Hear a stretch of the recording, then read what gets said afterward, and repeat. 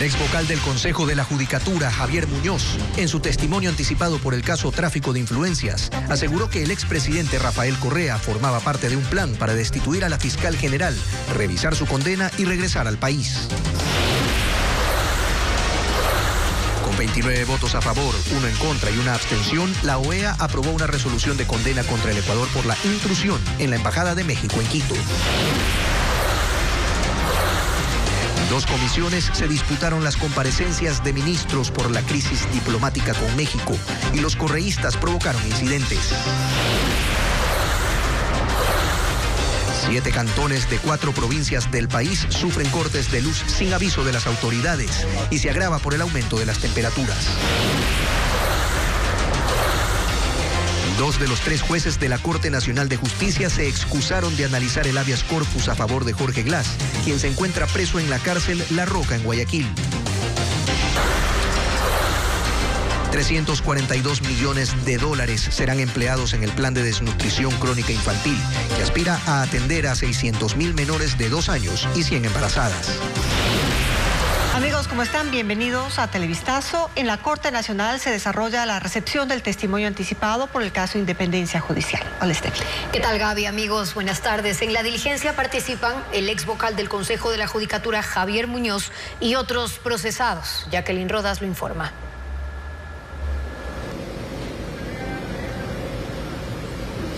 Sí, terminó ya el testimonio anticipado del ex vocal del Consejo de la Judicatura, Javier Muñoz. Duró más de 3 horas y en este testimonio él contó que el 29 de marzo de 2023 viajó a Sao Paulo, Brasil, para el siguiente día reunirse con el expresidente Rafael Correa. Muñoz dice que él buscaba apoyo del correísmo en la Asamblea ante un posible juicio político y que Correa condicionó ese apoyo al respaldo que en cambio él dé a Wilman Terán, presidente del Consejo de la Judicatura, en una agenda de varias actividades que tenían preparadas tanto en la justicia como en otros estamentos del gobierno. Ha dicho Muñoz que el expresidente Rafael Correa cooptó a la justicia, mencionó a 2 ex jueces de la Corte Nacional, Luis Rivera y también Byron Guillén, quienes según el relato de Muñoz estaban listos para conceder un recurso de revisión y que luego el expresidente Rafael Correa pueda volver al país. También ha dicho que estaban involucrados Allen Berbera, quien días después resultó ser presidente del Consejo de Participación Ciudadana, y en cambio esta parte de la agenda o hoja de ruta, como él le llamó hoja de ruta, era destituir a la fiscal Diana Salazar e incluso también tomar el puesto del fiscal subrogante, nombrando a una candidata mujer cuyo nombre dijo no recuerda. Escuchemos a continuación fragmentos de lo que fue este revelador testimonio anticipado de Javier Muñoz. Rafael Correa Delgado me dijo, mira, nosotros vamos a analizar darte el apoyo político en el bloque, pero tú tienes que apoyarlo a Wilman Terán. Vivian Hernández tenía una relación directa con Wilman Terán y así también con Rafael Correa. Él prácticamente con su abogada Vivian Hernández le había hecho toda la gestión a Wilman Terán en el Consejo de Participación Ciudadana y Control Social Transitorio para que sea designado presidente. Había ya la agenda con Byron Guillén y Luis Rivera, con los que él se había reunido. No sé si el mismo día en que se reunió conmigo en Sao Paulo o unos días antes, pero se había reunido con ellos para suspender a la fiscal general de la Nación y para destituirla. Byron Guillén me confirma que, efectivamente, había ya con Luis Rivera la tesis para poder admitir este recurso desde el señor Galarza y así poderlo regresar al país a Rafael Correa Delgado.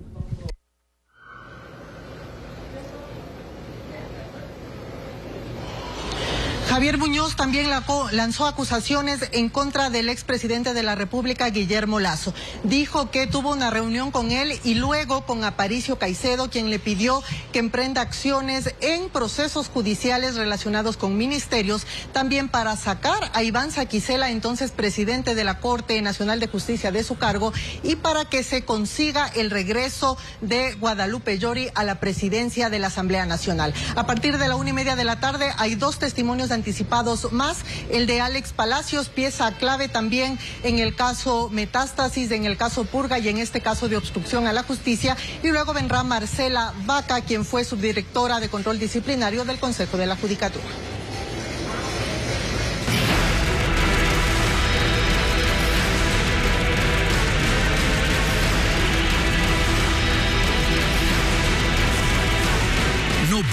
AMLO, el choque diplomático.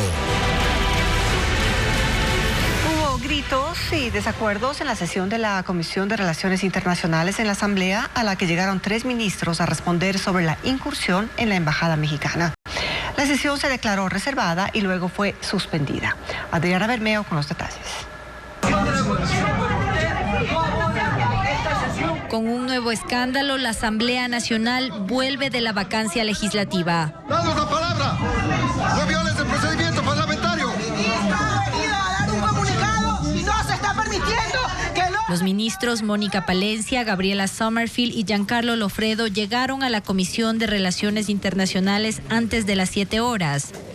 Esta mesa legislativa los llamó para responder sobre la incursión en la embajada mexicana y la posterior crisis diplomática que desencadenó este hecho. Pero no fue la única convocatoria. La Comisión de Fiscalización también había citado a los ministros para que comparezcan sobre el mismo tema a las 7 horas de este miércoles.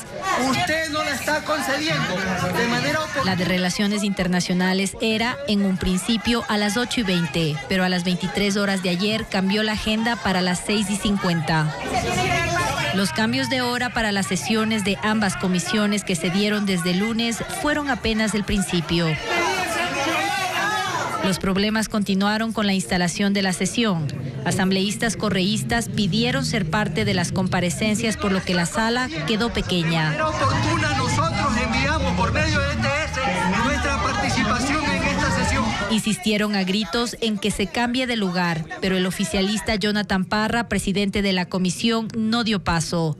La sesión se instaló con media hora de retraso y lo que sí se aprobó fue el cambio del orden del día para que sea la Mesa Legislativa de Relaciones Internacionales la que se encargue de fiscalizar la incursión en la Embajada de México. Esto también causó el rechazo de los asambleístas de la Revolución Ciudadana, que pidieron la apelación de la presidencia cuando la sesión se declaró reservada. Porque la ministra Palencia iba a entregar información confidencial. Finalmente la sesión se suspendió. Solo la ministra de Gobierno intervino. Los correístas se negaron a abandonar la sala. Aún no hay fecha para la reinstalación de la sesión, pero sí se decidió que al ser reservada solo participarán los miembros de la comisión, 2 asambleístas por bancada y un asesor por ministro. La ministra de Gobierno, Mónica Palencia, informó ante la Comisión de Relaciones Internacionales que pidió a México que entregue al ex vicepresidente Jorge Glass para evitar una crisis diplomática porque no correspondía el asilo. Paul Romero con el informe.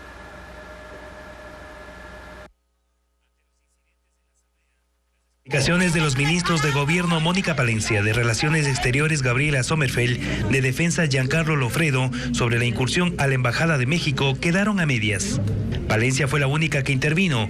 Informó que el 27 de diciembre, 9 días después que Jorge Glass se refugiara en la sede diplomática para evitar la prisión, la embajadora Raquel Cerur y Roberto Canseco, jefe de Cancillería, le solicitaron toda la información sobre Glass. Según Palencia, con los diplomáticos mexicanos, analizaron los inconvenientes sobre la concesión de asilo a Glass por su condición de sentenciado por actos de corrupción.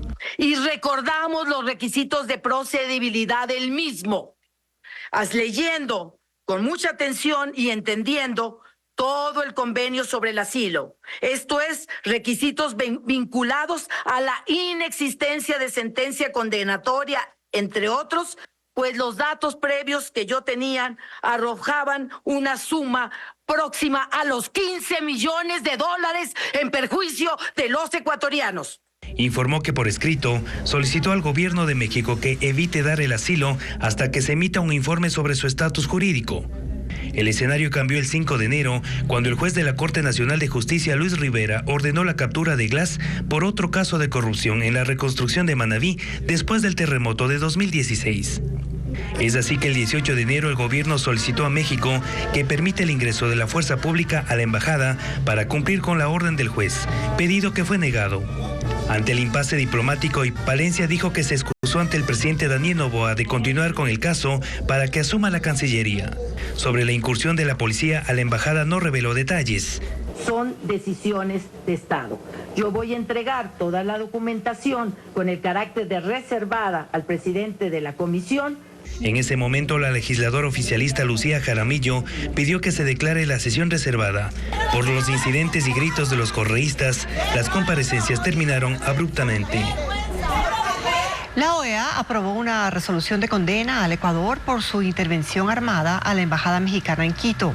En la sesión no participó la delegación de ese país. Francisco Garcés con los detalles. El Consejo Permanente de la OEA condenó la acción del gobierno ecuatoriano que incursionó con la policía en la Embajada de México en Quito y sacó por la fuerza a Jorge Glass. 29 países aprobaron la resolución de condena a la que la delegación ecuatoriana se opuso. Solo El Salvador se abstuvo, mientras Venezuela y México no estuvieron presentes. Tras la votación de la resolución propuesta por Colombia y Bolivia, vinieron las intervenciones con un denominador común: ratificar que el Ecuador violó la Convención de Viena con su acción, pero a la vez llamar al diálogo al Ecuador y México para solucionar sus diferencias. Creo que si el gobierno del Ecuador le prestara atención a sus diplomáticos, esta situación no se hubiera dado. Bolivia, con mucho respeto, invoca al gobierno de la República del Ecuador a reflexionar sobre su accionar y el daño que está causando al derecho internacional, y le invoca a tomar una posición reflexiva y consciente de lo que realmente ha pasado. El rechazo fue matizado con un recordatorio a los estados para respetar las normas internas de los países y otras como las de concesión de asilo, que no se puede otorgar a personas enjuiciadas o condenadas por delitos comunes como el caso de Glass. Así se posicionó en el Consejo la tesis del Ecuador. Se aplica tanto para el Estado territorial como para el asilante, quien deberá tener especialmente en cuenta en qué casos no correspondería conceder el asilo diplomático, incluyendo a las personas procesadas por delitos comunes.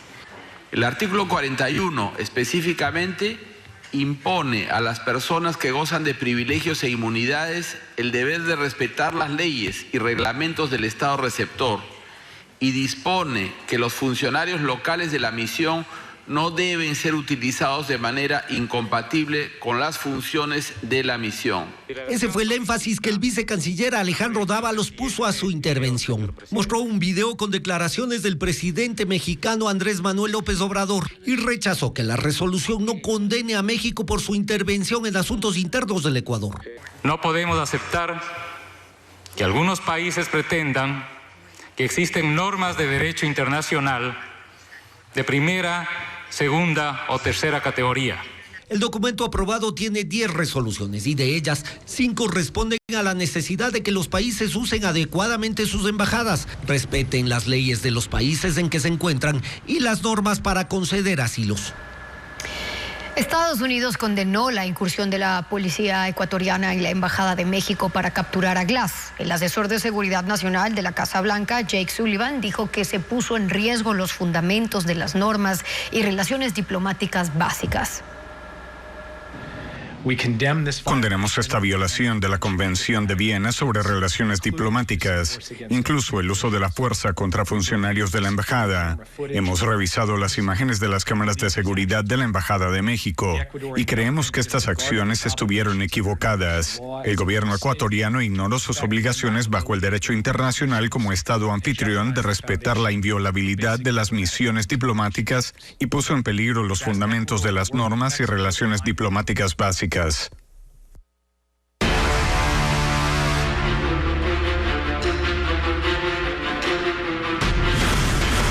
Polit en el banquillo. Durante el contrainterrogatorio al ex ejecutivo de Odebrecht, José Concienzao Santos, el abogado del ex contralor Carlos Polit dio detalles de una nueva ruta para sobornos, dirigido al ex vicepresidente Jorge Glass mediante su tío Ricardo Rivera. Informa Fabiola Santana. En la Corte del Distrito Sur de Estados Unidos se desarrolla el tercer día de juicio por lavado de activos contra el ex contralor ecuatoriano Carlos Polit.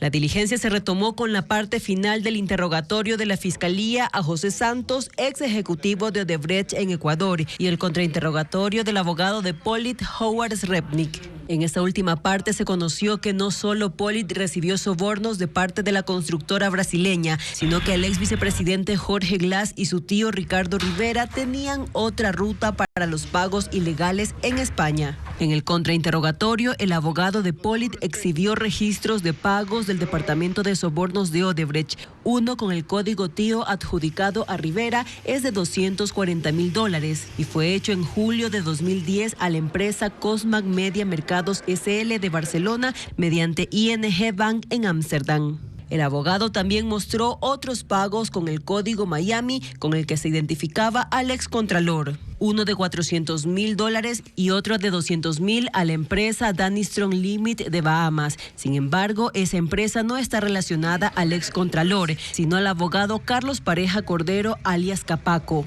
Según Santos, esa firma se usó para pagos a Alexis Mera, hombre del correísmo, y 2 funcionarios de Petroecuador. El testimonio del delator empezó el martes en la tarde y en esa primera parte reveló que el monto del soborno a Pollitt había sido de $12 millones, es decir, mayor al determinado en Ecuador y en Estados Unidos. La diligencia continúa en la Corte estadounidense.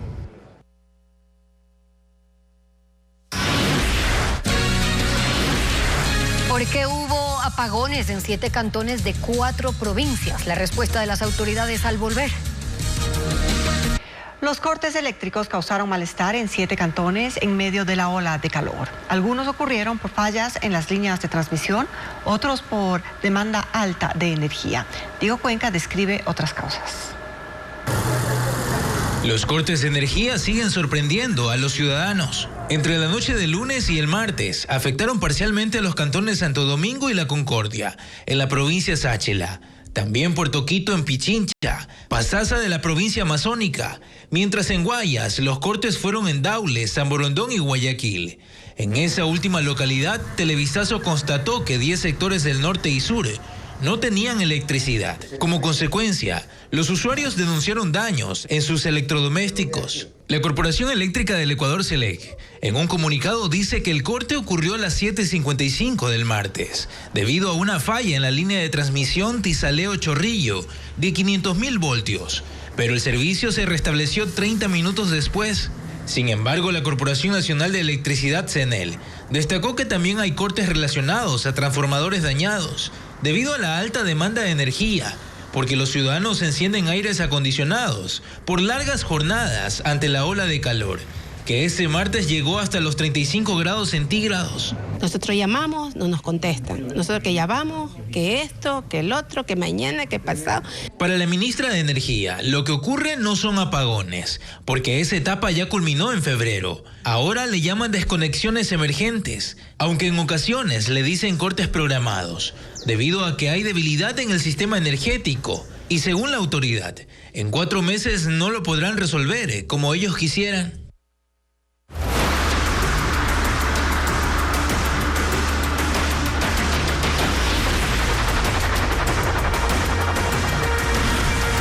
Consulta, una campaña apática. 8 días le quedan al gobierno para conseguir votos en la consulta popular. El presidente Daniel Noboa aprovecha a sus seguidores en redes sociales para hacer campaña a favor del sí. Carla Delgado con el tema.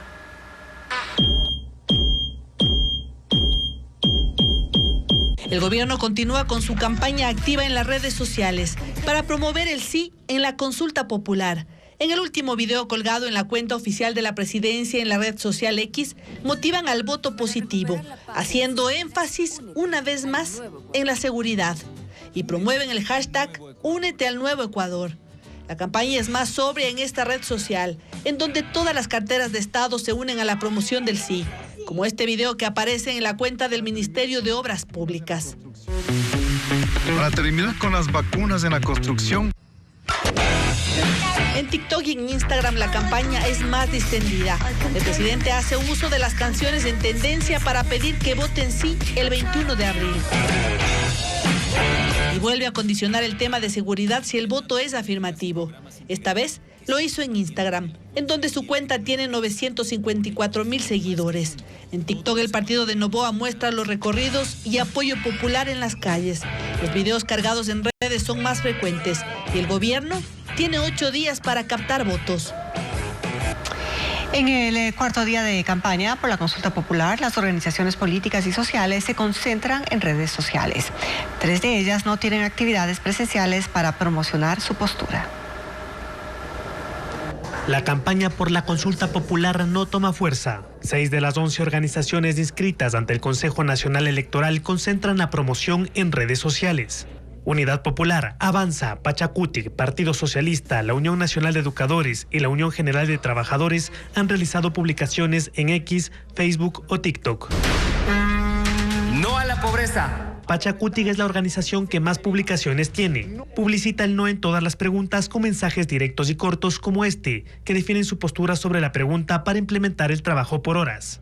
La Unidad Popular y la UGT realizan la campaña por el no sobre el contrato por horas y el reconocimiento del arbitraje internacional. La UGT fue la única organización que informó sobre actividades fuera de las redes. Por ejemplo, realizó una asamblea en Shushufindi para difundir su postura. Este viernes anuncian un evento similar en Quito. El partido Avanza se ha limitado a postear una publicación de un medio de comunicación sobre su participación en la consulta. Desde el inicio de la campaña, el movimiento Creo no registra publicaciones para apoyar el sí, tal como lo decidió cuando se inscribió ante el CNE. Sociedad Patriótica, inscrito a última hora para participar de esta campaña, tampoco ha subido contenido relacionado. El movimiento Amigo no tiene posteos en sus redes desde el año anterior y no se puede encontrar las redes del movimiento Pueblo, Igualdad y Democracia y la organización social Amaru, que defienden la tesis por el sí. En 12 días que dura la campaña, las organizaciones podrán hacer uso del Fondo de Promoción Electoral que asciende a $409,000 en prensa, radio, televisión y vallas.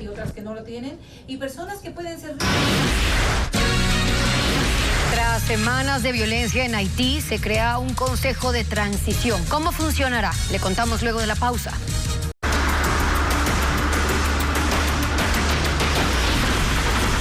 Glass, una piedra en el zapato. 2 de los 3 jueces de la Corte Nacional se excusaron de resolver el habeas corpus solicitado por Jorge Glass, detenido desde el 5 de abril. El ex vicepresidente permanece preso en La Roca tras un día internado en el Hospital Naval de Guayaquil. Informa Bessie Granja. Sin tribunal completo se quedó el recurso de habeas corpus presentado por los asambleístas de la Revolución Ciudadana para lograr la liberación del ex vicepresidente Jorge Glass, sentenciado por asociación ilícita y cohecho. El juez nacional David Hacho fue el segundo en presentar su excusa para conocer y resolver esta acción. Primero fue la jueza Rita Bravo Quijano, quien el pasado 5 de enero legalizó la detención por presunto peculado en el caso Reconstrucción de Manabí y por el cual le dictaron prisión preventiva a Glass, quien actualmente se encuentra recluido en la cárcel La Roca en Guayaquil. Él mantenía 2 órdenes vigentes de ubicación y detención, una relacionada a este último caso y otra por su incumplimiento de medida cautelar, dada dentro de los 8 años de cárcel que debía completar como parte de su unificación de penas. Para la defensa del procesado, la forma en que se han ido presentando dichas excusas de forma sucesiva ha provocado dilaciones que atentan contra el carácter eficaz de estos procedimientos. Los abogados que defienden al ex vicepresidente también solicitaron al tribunal que pida al Sistema de Rehabilitación Social SNAI un informe detallado sobre lo que ocurrió con el reo el pasado 8 de abril en la cárcel La Roca y por lo cual fue trasladado hacia un hospital donde permaneció durante 20 horas. El correísmo intenta que el debate interno sobre la crisis diplomática con México incluya el reconocimiento que ese país hizo a Jorge Glass como perseguido político.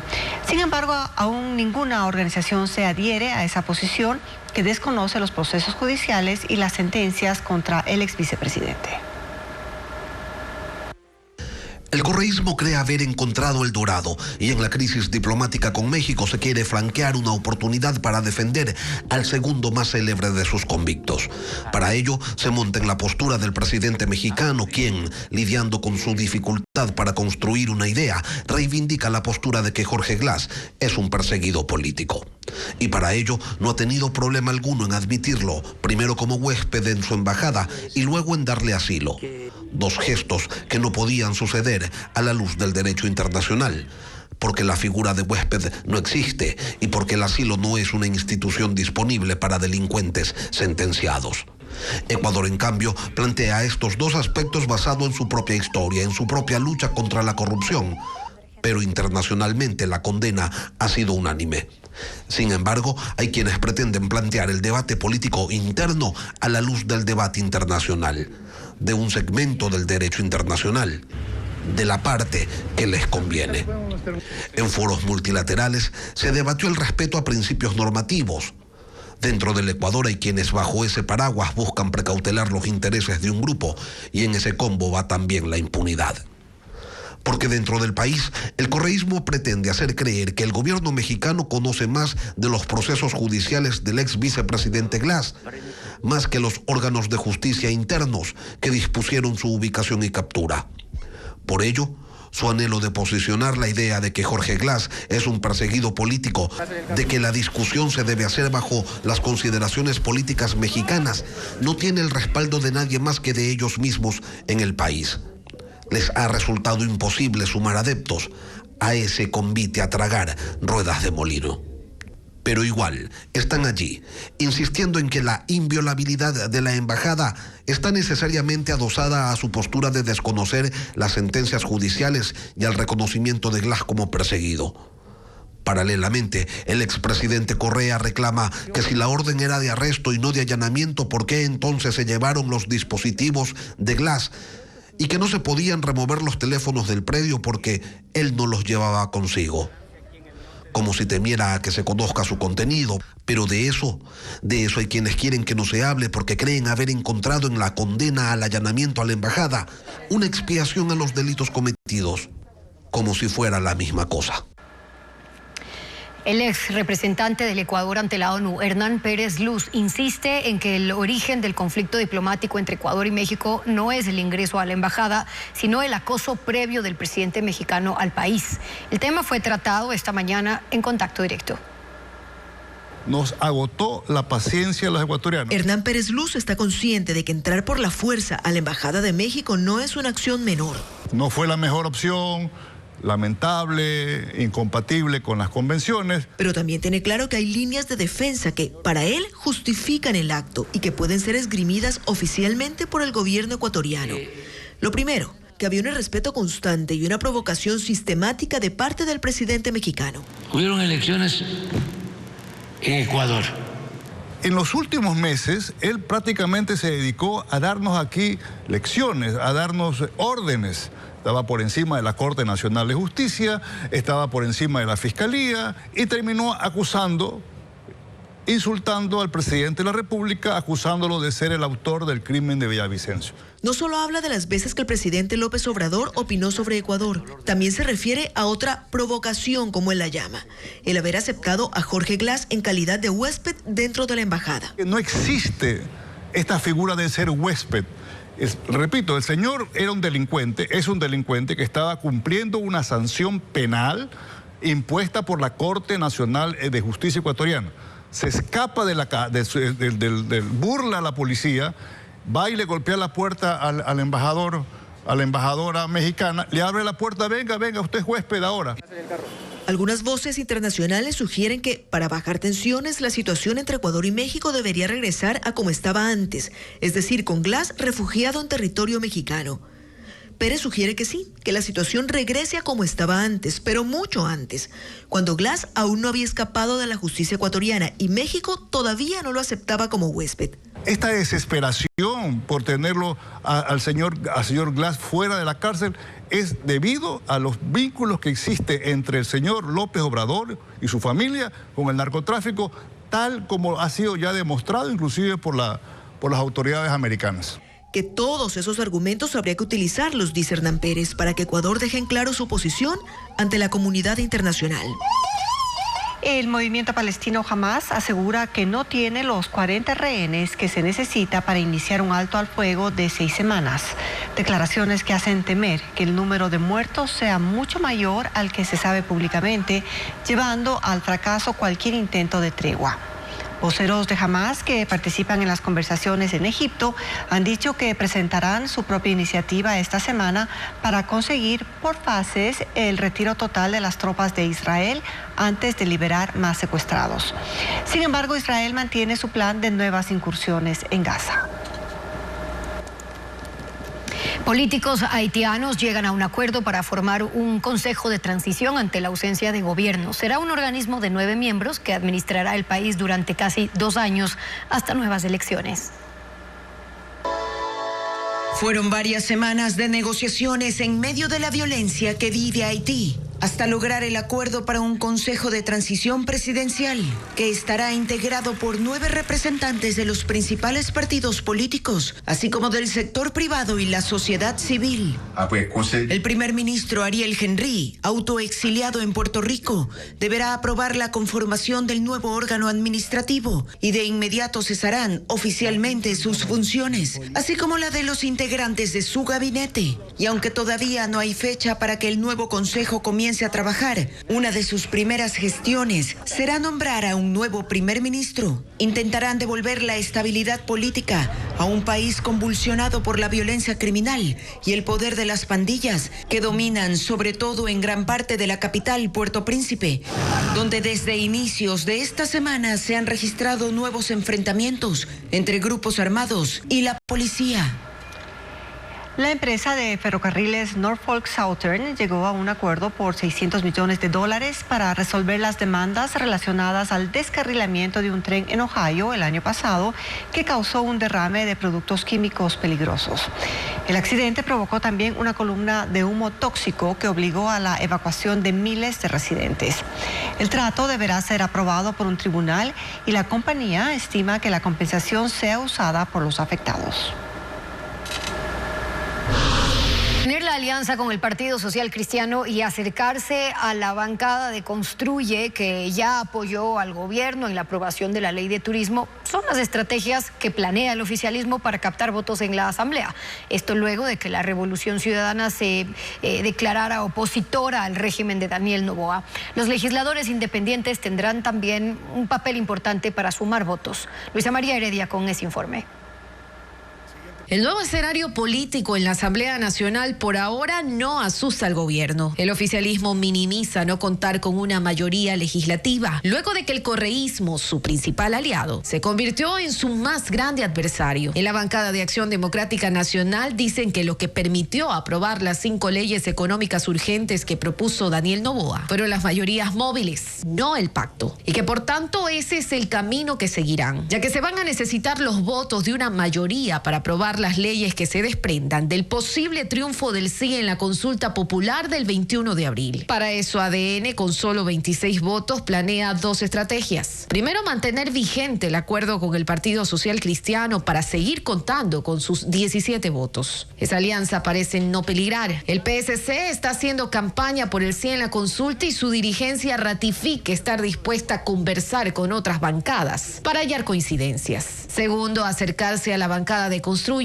que tiene 21 votos. De hecho, antes del receso legislativo, cuando la mayoría de asambleístas de la Revolución Ciudadana votó en contra de la ley de turismo por el aumento del IVA, Construye apoyó al gobierno. Por eso, aunque aún no ha habido acercamientos para conformar una nueva mayoría, en Construye es claro que un acuerdo es posible si ya no está de por medio el correísmo. El oficialismo tiene claro que necesita del respaldo de los más pequeños, como los independientes, que son 10, y gente buena, que tiene 7 asambleístas. Pero estos legisladores tampoco han sido citados a reuniones. No cuentan con los 5 de Pachacuti, pues recientemente sus diferencias se ahondaron por la decisión del gobierno de promover la minería. El correísmo, por su parte, que suma 51 curules, se mantiene en una postura radical. Legislador que vuelva a votar con el gobierno será expulsado del movimiento, advirtió el máximo líder Rafael Correa, lo que ratifica el 11 veces no a la consulta que proclamó.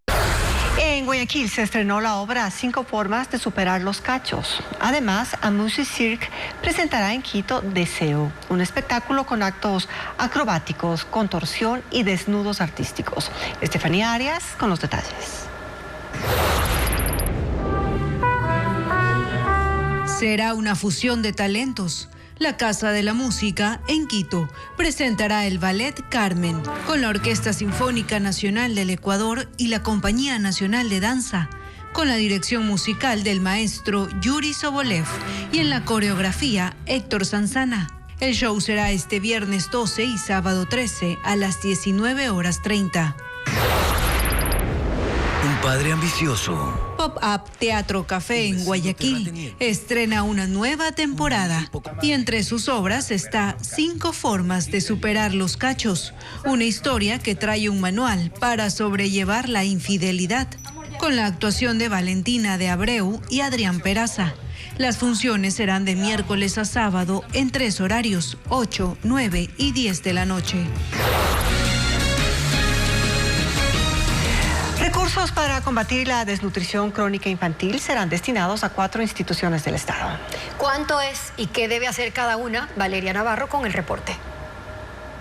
342 millones de dólares es el presupuesto de este año para erradicar la desnutrición crónica infantil en el Ecuador. El Ministerio de Salud invertirá 114 millones para el programa de vacunas y controles prenatales. El Ministerio de Inclusión Social empleará 217 millones para la entrega del bono de 1.000 días. $60 mensuales para las madres, además de la realización de talleres.